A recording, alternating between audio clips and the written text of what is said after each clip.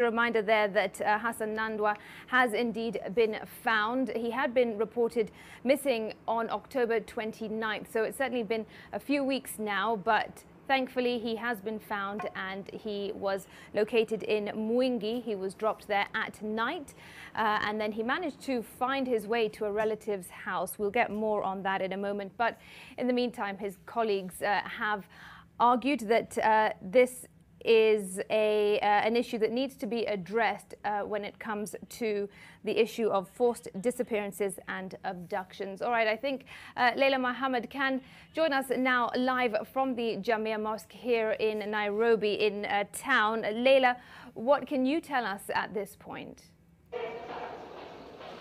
So there are several things that were discussed this morning, Smriti. Among them is the forced disappearances of not only the Muslim community members, but Kenyans at large. And there was a multi-agency task force that sat at the Jamia Mosque this morning.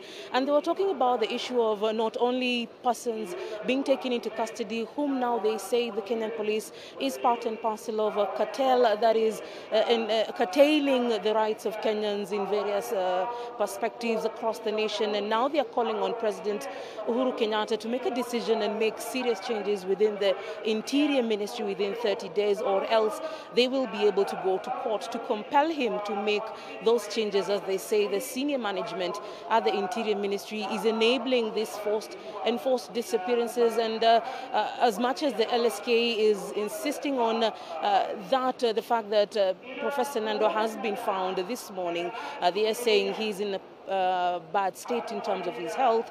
However, they are stating that this conversation should go further. They are seeking the state to have El Givabure be presented before court. They are saying the habeas corpus case continues at Milimani courts later this afternoon. So there's much more to discuss on this particular matter, but we will be able to give you much more details.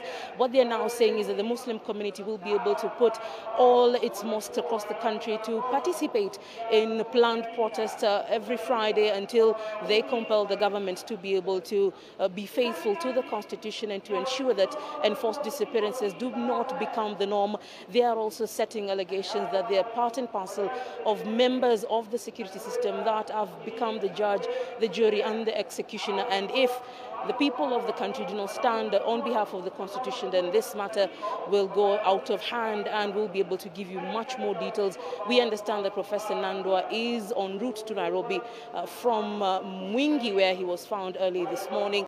They say he was dumped in a thicket at around 1 a.m. His family is there.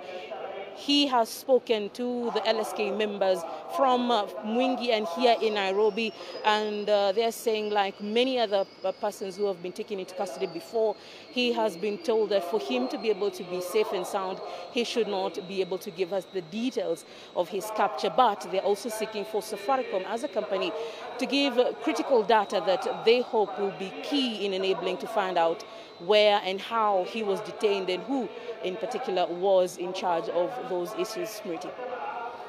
Leila, thanks very much for that update. More from that story in our subsequent bulletins. NTV's Leila Mohammed there coming to us live from town here at Nairobi.